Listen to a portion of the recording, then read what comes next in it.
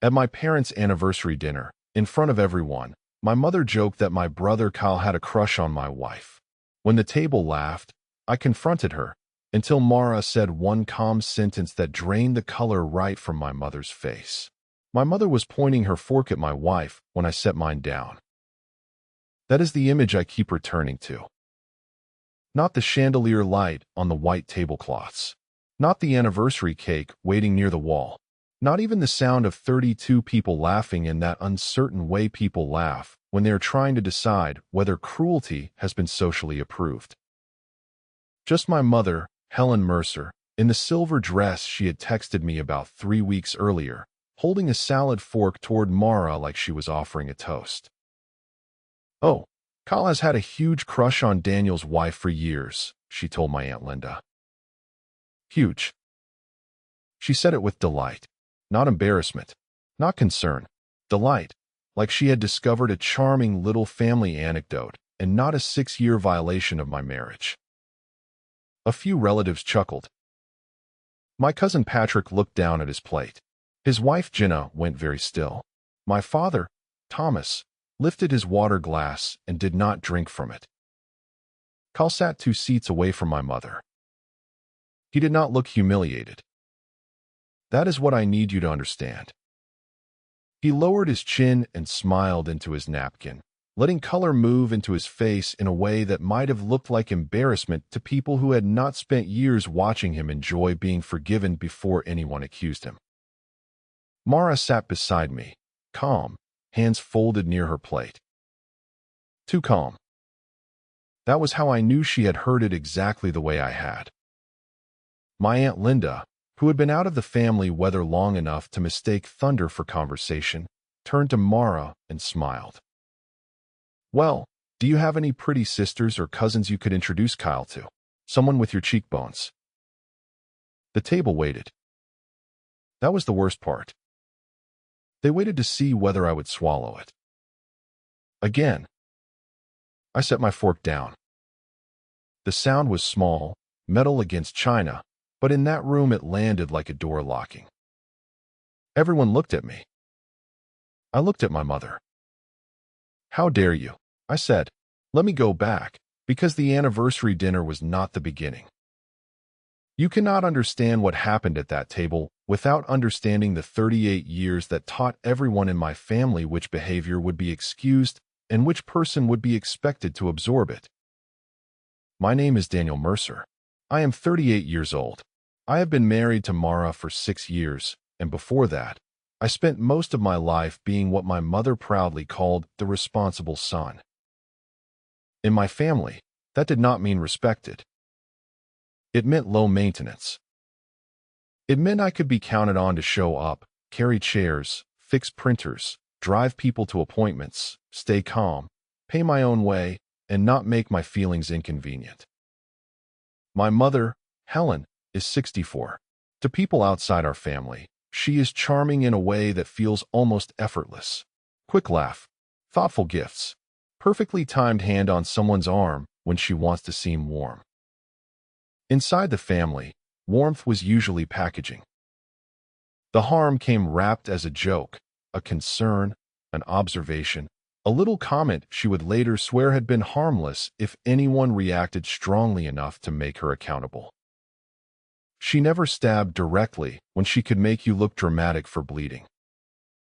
My father, Thomas, is 67, a retired civil engineer and a decent man in the limited, painful way some decent men are. He believes in kindness, loyalty, and keeping peace, but he has spent most of his marriage mistaking peace for silence. He loves my mother. He also avoids her.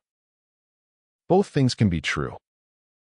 He built bridges for 35 years and somehow spent 4 decades refusing to inspect the cracks in his own house. Then there was Kyle. My younger brother, 35, the one my mother described as sensitive or just Kyle, depending on the size of the mess. Kyle did not have to be responsible because responsibility had already been assigned to me. He was charming, careless, forgiven in advance. If Kyle crossed a line, everyone explained the line away. If I objected, I was rigid. That was the system. Cal got permission, my mother got control, my father got quiet, and I got told I was overreacting. By the time my mother pointed that fork at my wife, the room was not witnessing a joke. It was witnessing a family structure finally showing its teeth. Mara is 37, a structural engineer, and the calmest person I have ever known who is not passive. People mistake calm for softness when they have never watched someone decide exactly where a boundary belongs and then hold it without raising their voice. Mara understands pressure for a living. Load paths, failure points, materials that look solid until stress finds the weakness everyone ignored. She talks about buildings that way, but over the years I realized she sees families clearly for similar reasons. She knows when something is bearing too much weight. We met 8 years ago at a friend's birthday dinner in a restaurant too loud for actual conversation. She sat across from me, asked what I did, and then listened to the answer like it mattered. Not polite listening. Real listening. The kind that makes you realize how many people only pause so they can take their turn. By the end of dinner, I knew 2 things. Mara did not perform interest, and being seen by her felt different from being managed. I introduced Mara to my family after 3 months. The first warning sign was small enough to explain away, which is how those things usually survive. Kyle was in the living room when we arrived, half sprawled on my parents' couch like he still lived there, and the rest of us were visiting his set. He stood when Mara came in, smiled, took her hand, held it too long. Not long enough for anyone else to say something. Long enough for me to notice. Mara noticed too. I felt it in the way her fingers tightened once around mine afterward. Not fear, not alarm, just information being filed. I filed it under Kyle being Kyle. That was the family category for things nobody wanted to examine. Kyle was leaning against the cabinet, smiling too privately. Mara stood with her glass in both hands, polite but angled slightly away from him. Mara looked at me, calm as ever. No, she said. Kyle was telling me I should come sometime when you're busy. The room behind us kept laughing over dessert. I remember thinking I should say something. Instead, I told myself it was awkward, not serious. That was easier than admitting my brother had just tested a door. The third warning was a text message. Kyle sent it to Mara 7 months into our relationship. Not a group chat, not a family thread, directly to her phone, which he had never been given by either of us.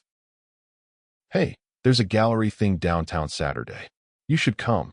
Don't worry about telling Daniel. He hates crowds anyway. She did not lead with panic or apology. She just placed her phone on the kitchen table, turned the screen toward me, and said, "You need to see this." Then I read her reply. That was it. Clean. No performance. No paragraph explaining herself to a man who knew exactly what he was doing. I looked at her across the table. Mara's face softened. You didn't send it. No, I said, but I know the family that will explain it away. I called my mother that night. That was my first mistake in a long line of mistakes labeled handling it privately. Helen listened while I explained the text. She made the soft humming sounds she used when she wanted you to believe she was receiving information fairly, when really she was already arranging it into a shape that protected the person she preferred. When I finished, she said, "Oh, Daniel." Just that. Like my name was the problem. Mom, he texted my girlfriend directly and told her not to tell me. Kyle has always had a little thing for the women you date, she said. You know how he is. There it was. The family spell. You know how he is. A phrase designed to turn a pattern into a personality trait, and a personality trait into something everyone else was rude for naming. That doesn't make it harmless, I said. He's not going to do anything, she replied. Don't embarrass him over nothing. Nothing. That was the word she chose for my brother, trying to create a secret with the woman I loved. The moment I carried longest happened on my wedding day. I was in the groom's room with Aaron Mills, my best man, trying to fix a cufflink that had developed opinions 5 minutes before the ceremony. I heard my mother first. Then Mara. Helen's voice, soft and intimate in the way she sounded when she wanted cruelty to look like concern.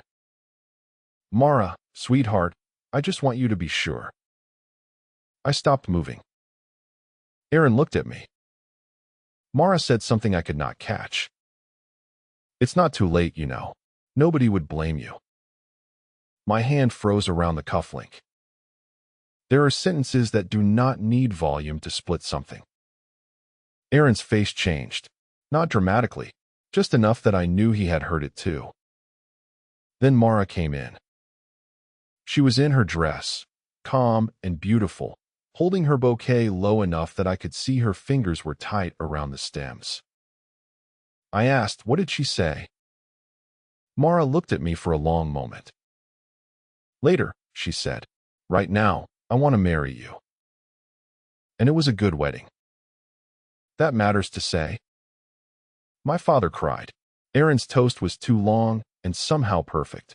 Mara smiled at me like the whole room had disappeared.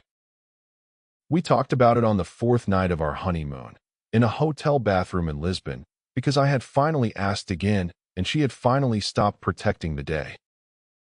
I called my mother from the balcony after Mara fell asleep. We both knew that was a lie. I hung up and stood outside in the dark, understanding that one day I would have to choose between keeping peace and protecting my marriage. Eventually, I would talk to my mother properly. Eventually, I would stop letting Kyle's behavior get translated into personality before anyone could call it disrespect. Eventually is a dangerous word. It feels like a plan when it is really a place to store fear. So 3 more years passed.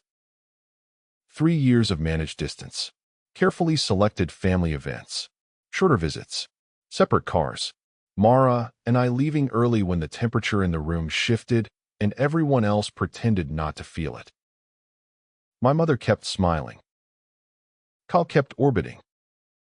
My father kept the peace by refusing to inspect what the peace required.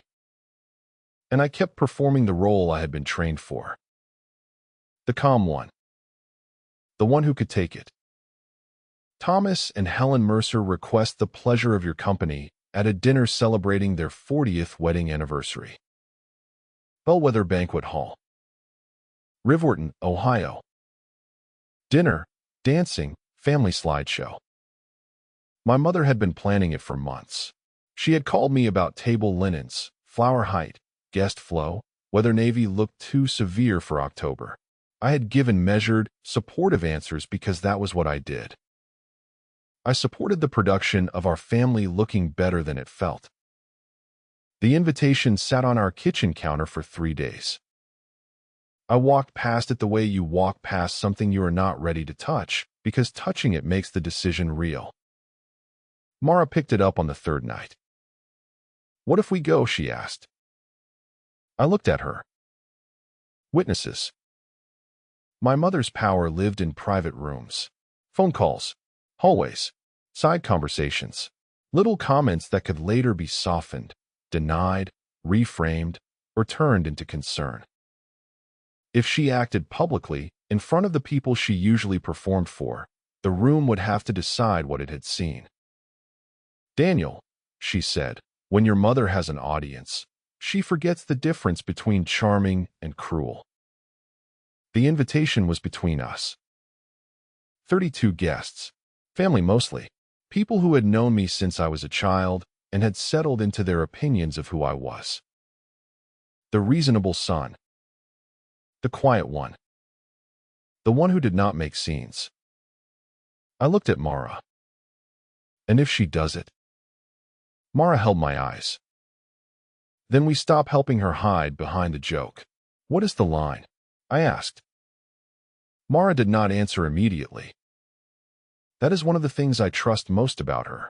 She does not call something a boundary just because she is hurt. She takes a second to locate it. If your mother brings Kyle's crush into the room, she said, if she makes my discomfort into entertainment in front of your family, that is the line.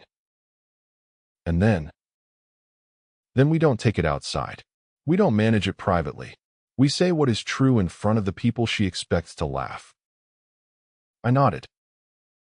Witnesses, she answered. We had been seeing Dr. Elaine Porter for 18 months by then. Not because our marriage was broken. I want to be precise about that, because people love turning therapy into evidence that something is failing. Our marriage was not failing. It was carrying pressure from outside the structure, and Mara knew enough about structures to know pressure does not become harmless just because you refuse to name it. Elaine was a licensed clinical psychologist who specialized in family systems and boundary dynamics. She had a quiet office with gray chairs, plants that were definitely real, and the particular patience of someone who never rushed silence just because it made other people uncomfortable. She was the first professional I told the full story to without editing it into something cleaner. Kyle's texts. My mother's jokes. My father's silence. I looked at Mara. Then back at Elaine. I want them to show what they are doing in front of people who cannot be told a different version afterward. Elaine let that sit. What if they do not cross the line? And if they do? Mara answered before I could. Then we stop protecting Helen from the consequences of being heard clearly. Elaine nodded slowly. I believed her. I did not fully understand her. There is a difference. At the table, Elaine continued, your nervous system will want either escape or escalation. Neither has to make the decision. Decide now what you will and will not do. No shouting first. No dragging Kyle through the mud beyond what he had actually done. No letting Helen turn Mara into the villain. I remember Elaine looking at me after we said all of it. Daniel, she asked, are you ready for your family to dislike the version of you that protects your marriage? That question stayed with me all week. By Saturday, the answer was yes. The other conversation that mattered happened 4 days before the dinner. Aaron Mills met me for coffee at a place near his office, still wearing his contractor badge on a lanyard and looking like he had already decided to be worried before I sat down. I told him the plan. Not dramatically, just the facts. Bellwether, 32 guests. Helen, Kyle, the line Mara and I had agreed on. Aaron listened without interrupting, which is how I knew he understood the weight of it. Men like Aaron do not fill silence when silence is doing honest work. Is Mara okay? He asked. She's tired. And you? I looked out the window. I'm tired of wondering whether I'm being fair to people who have never worried about being fair to her. Aaron nodded once. Then he said, for what it's worth, I heard your mother that day. I looked back at him. I know. No, he said. I mean, I heard enough. It wasn't concern. It wasn't some neutral mother of the groom thing. She was trying to put doubt in Mara's head before she walked down the aisle. I felt something in my chest loosen and hurt at the same time. I should have said something then, Aaron said. You were trying not to wreck my wedding. Maybe, he said, but if you ever need someone else to say what happened, I will. I nodded. Thank you. Aaron leaned back. Go to the dinner, he said. Let the room hear it this time. Bellwether Banquet Hall in Riverton, Ohio, was the kind of place that looked elegant in photographs and slightly too bright in person. White tablecloths, gold chairs, floral arrangements tall enough to make eye contact difficult across the table. Chandeliers reflecting off polished floors with the aggressive cheer of a room designed to make family history look cleaner than it was. My parents had been planning the anniversary dinner for 8 months. 40 years of marriage. 32 guests. A slideshow, dinner, and the kind of cake my mother described as understated even though it required 2 people to carry it. Mara and I arrived at 6:46. Dinner was at 7. My mother was in her element. Helen moved through the room, touching shoulders, kissing cheeks, laughing at the right volume, accepting compliments like she had organized the evening as proof that her marriage had been built without cracks. My father gave the toast at 7:31. Thomas was not an eloquent man. He never had been. But he was sincere, and that made the toast harder to hear than if it had been polished. He spoke about 40 years, hard seasons, commitment, raising 2 sons, and how marriage was the work of choosing the same person even when life changed the room around you. People applauded. My mother cried beautifully. Kyle arrived alone at 7:48. Dark jacket, open collar, hair too carefully casual. He hugged my mother first, then my father, then me with the loose confidence of someone who had never had to wonder whether the room would forgive him. When he hugged Mara, she stepped back half a second sooner than politeness required. I noticed. So did Helen.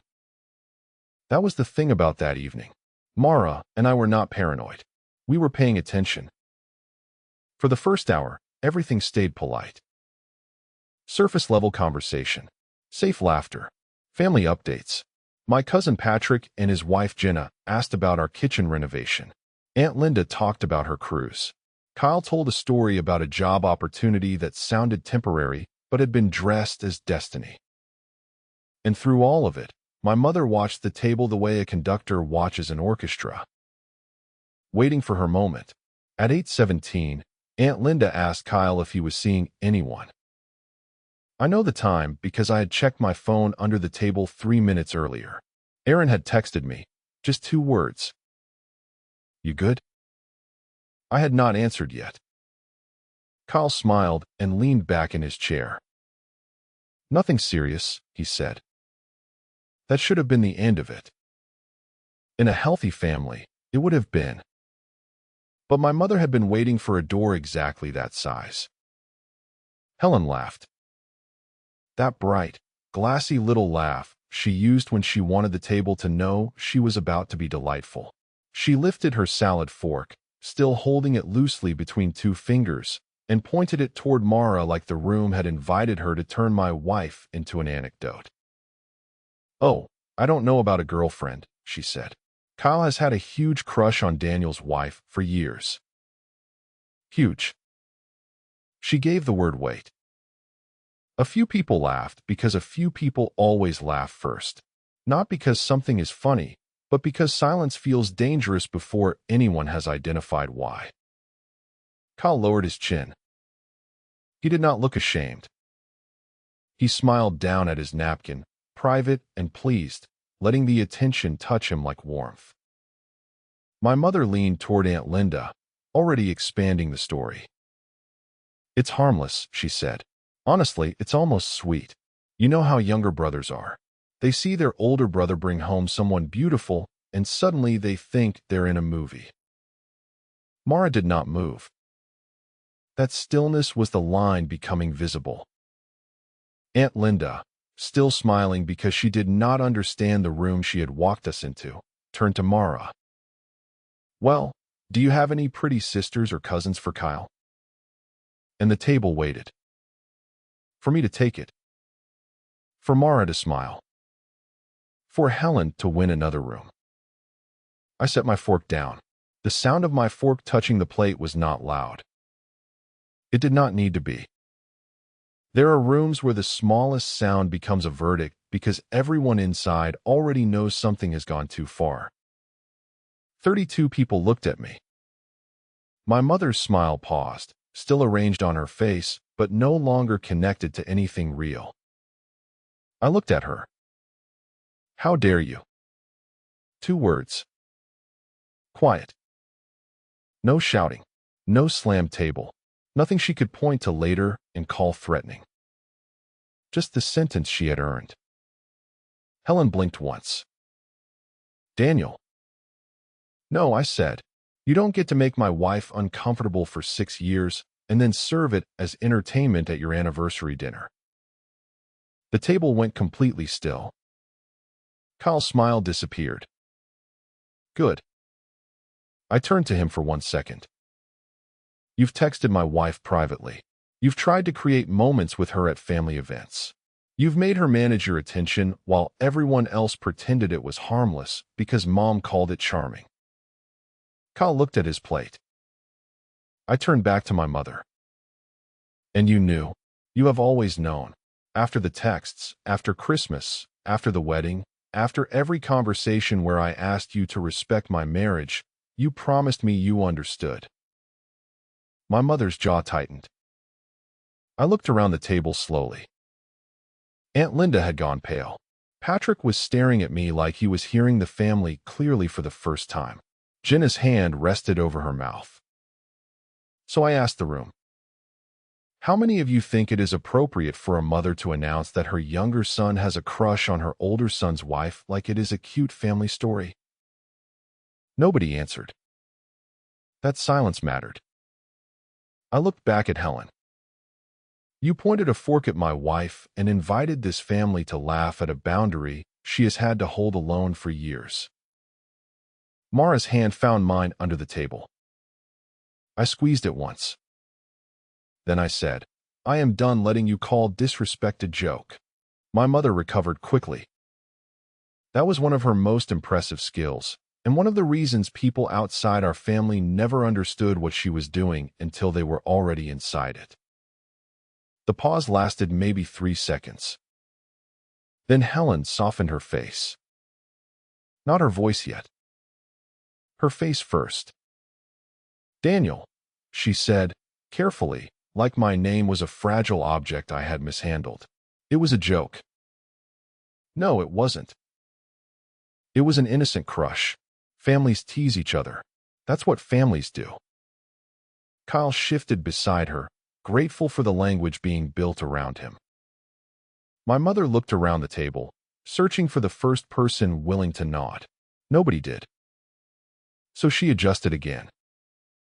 I certainly didn't expect you to turn this into a scene. A scene. That was always the word. Never a boundary. Never a consequence. Never someone finally saying stop. A scene. You have always done this, Helen continued, her voice lower now, sharper under the silk. You take something light and make it heavy. You were never like this before. Then she looked at Mara. Not for long. Long enough. There it was. The old accusation, dressed as observation. Mara had changed me. Mara had made me difficult. Mara had taught me to disrespect my mother, as if I had not spent 38 years gathering the evidence myself. My mother folded her hands. I don't know what ideas your wife has put in your head, she said, but this is not who you are. Mara sat very still. Then she leaned forward. And the room changed again. Mara had been silent from the moment my mother pointed that fork. I knew that silence. It was not fear. It was calculation, not the manipulative kind, the structural kind, the kind Mara used when she was looking at a load-bearing wall and deciding exactly where the crack had started. She leaned forward slightly. Not enough to look aggressive. Just enough that every person at the table understood she was entering the conversation by choice. Helen, she said. My mother turned toward her with the exhausted patience of a woman preparing to forgive someone for speaking out of turn. Mara's voice stayed calm. If everything is a joke to you, then was Victor Lane just for laughs too? The room stopped. Stopped. My mother's face did something I had never seen before. The performance vanished before she could replace it. Her mouth opened slightly. Her eyes went fixed. For the first time all night, for the first time in my life maybe, Helen Mercer had no immediate expression ready. My father's water glass settled against the table with a soft click. Kyle looked up. Aunt Linda stopped breathing visibly. Mara did not raise her voice. When you betrayed your own marriage with him, she said, was that harmless too? Nobody moved. The name sat in the middle of the table like a plate no one wanted to touch. Victor Lane. 3 houses down. My father's friend. The neighbor whose barbecue Helen used to praise too loudly when I was a kid. My mother looked at me then. Not Mara. Me. Because she understood immediately what Mara knowing meant. You told her, Helen said. Her voice was thin. I looked at my wife, then back at my mother. Yes, I said, because she's my wife.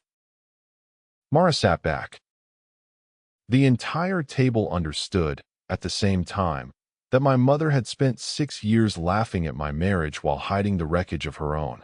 I had found out about Victor Lane when I was 23. Not all at once. Family secrets rarely arrive complete.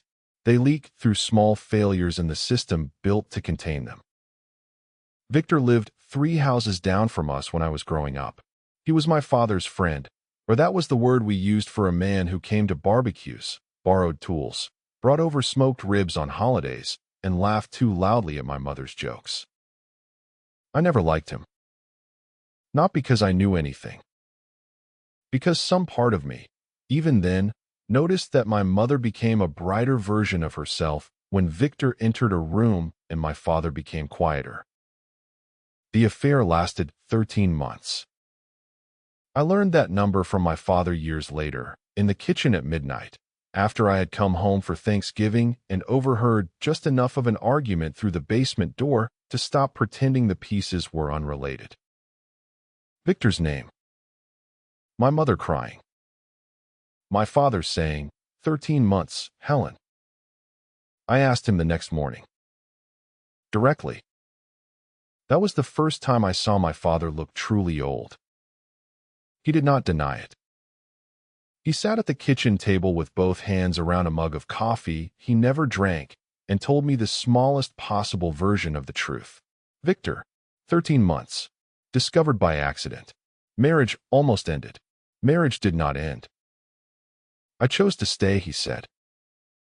I did not ask if he regretted it. I was old enough to understand that some questions are just ways of asking people to bleed again for your clarity. My mother never admitted it to me. Maybe she knew I knew. Maybe she decided if we never named it, she could keep being the woman everyone believed she was. I told Mara in our 2nd year of marriage. Not as ammunition. As trust. There are things you tell your spouse because not telling them creates a locked room inside the life you are building together. Mara listened, asked only what I needed from her, and then never used it. Not during arguments. Not during holidays. Not once in 6 years. That was when the locked room opened. My mother stood so fast her chair scraped the floor behind her. That sound finally gave the room permission to breathe, but nobody used it. You have no right, Helen said. Her voice was different now. Not soft, not wounded, not the careful voice she used when she wanted witnesses to think she was being patient with difficult people. You have no right to bring that into this room. Mara did not flinch. My father said, Helen. She ignored him. Her finger turned toward me. You told her, she said. You took something private from this family and gave it to her. I felt Mara's hand beside mine under the table. Still there. Steady. She's my wife, I said. She is my family. Helen's face twisted around the sentence like it had insulted her personally. That was private. So is my marriage. The room went still again, but this silence had shape now. It was not confusion. It was recognition. You have made Kyle's behavior a public joke for 6 years, I said. You have made my wife's discomfort into entertainment. You have pointed at her, laughed about her, and expected me to help you call it harmless because that made things easier for everyone else. My mother opened her mouth. I did not let her take the room back. You do not get privacy for your betrayal while using mine as a punchline. For once, Helen had no joke ready. The room had changed. Not loudly. That was what made it worse for my mother. If people had shouted, she could have used the shouting. If someone had stormed out, she could have built the story around disrespect, cruelty, overreaction, a ruined milestone. Helen knew what to do with chaos. She did not know what to do with 32 people sitting perfectly still and finally seeing her clearly. Aunt Linda lowered her napkin into her lap. She looked from Mara to me, then to my mother, and I watched the last 10 minutes rearrange years of assumptions in her face. Patrick was no longer staring at his plate. Jenna had turned fully toward my mother with the expression of someone realizing that politeness had been participating without meaning to. Kyle looked smaller. Not younger. Smaller. The pleasure had left him completely. Without my mother's laughter wrapping him in innocence, what remained was a 35-year-old man who had enjoyed making his brother's wife uncomfortable and had mistaken family silence for permission. My father sat down slowly. Not defeated. Accounting. That was the word that came to me. Thomas Mercer, retired civil engineer, looking at the tablecloth like he was adding up every crack he had called harmless because repairing it would have cost too much. My mother looked around the table. I saw her search for the room she knew. The sympathetic glance, the embarrassed laugh, the person willing to say, well, this got out of hand, so she could attach herself to that sentence and climb back into control. No one gave it to her. That was the point of witnesses. Not punishment. Reality shared in real time. There would be no calling Aunt Linda tomorrow and saying Daniel had always been dramatic. No telling Patrick that Mara had ambushed her. No quiet version where Kyle's crush was sweet and my wife was cold and I had been turned against my family. Everyone had heard the fork. Everyone had heard the joke. Everyone had heard Victor Lane's name land on the table and stay there. For once, my mother could not edit the room after leaving it. So she sat down and said nothing. We left at 9:18. Not dramatically. That mattered to me for reasons I could not explain yet. No slammed chairs. No final speech. No demand that anyone choose sides before dessert. We stood, said brief goodbyes to the people who deserved them, and walked out while the banquet hall stayed behind us, too bright and too quiet. Aunt Linda hugged Mara at the door. Longer than polite. Patrick shook my hand and held it for half a second past normal, the way men sometimes say I saw that without trusting their voice to do it cleanly. My father did not follow us. Neither did my mother. Kyle stayed seated. In the parking lot, the October air felt colder than it should have. Mara crossed her arms against it, and I wanted to say something useful, but there are moments when language arrives too early and only makes cleanup harder. So we got in the car. I drove. For 10 minutes, neither of us spoke. The road out of Bellwether ran past closed storefronts, a gas station, a church sign with missing letters, ordinary things continuing like our family had not just split open under chandelier light. Finally, Mara said, "I'm sorry." I kept my eyes on the road. For what? For saying it without asking you first. I breathed out once. You don't owe me an apology for telling the truth. It was your secret. No, I said. It was my mother's, and my father's, and the one they made me carry once I knew. Mara turned toward the window. I reached across the console and took her hand. She spent 6 years making our marriage a punchline in rooms she controlled. I said, you said one true thing in a room she couldn't edit. Mara's fingers tightened around mine. That doesn't make it easy, she said. No, I said, but it makes it over. I knew that was not fully true. But for that drive home, I needed it to be close enough. I called Aaron at 10:26.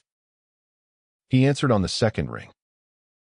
I could hear from the silence behind him that he had been waiting. "How did it go?" he asked. "She did it," I said. "Exactly what we thought. The Kyle thing. Fork and everything." Aaron exhaled. "And?" Mara said Victor Lane's name. For a moment, he said nothing. Then, quietly, "Oh man." "Yeah." I looked toward the bedroom, where Mara had gone to change out of the navy dress. "I'm tired," I said. "That tracks." "No, I mean tired in a way that feels worth it." Aaron was quiet again. Then he said, "Good. That's the kind that heals." My mother called the next morning at 8:43. I let it go to voicemail. That was new for me. Not missing her call. I had done that before. But choosing not to answer while fully awake, phone in my hand, watching her name pulse on the screen without letting the old training move my thumb. The voicemail was 4 minutes and 12 seconds. I listened to it twice. Not because I expected an apology. Because I wanted to hear exactly what version of the night she had chosen to keep. She did not mention the fork. She did not mention Kyle. She did not mention Mara sitting at that table while 32 people were invited to laugh at her discomfort. Instead, Helen spoke in the careful, injured voice of a woman documenting harm done to her. She said Mara had said something cruel. She said the evening had been supposed to honor 40 years of marriage. She said bringing up old pain in front of family was unnecessary and humiliating. She said she hoped, someday, we could all move past what had happened. What had happened? That difference mattered. 2 days later, I played the voicemail for Dr. Elaine Porter over the phone. When it ended, she waited. Elaine never rushed the first silence. "What do you notice?" she asked. She made herself the injured party. "Yes."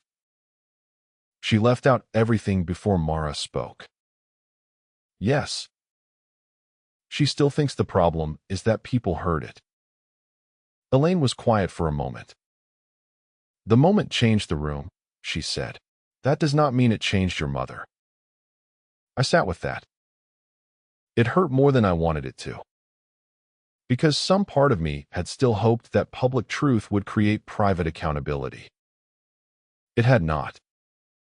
But it had created witnesses. And for now, that was enough. I called my father 4 days after the dinner. Not because I was ready. Because readiness had stopped being the standard.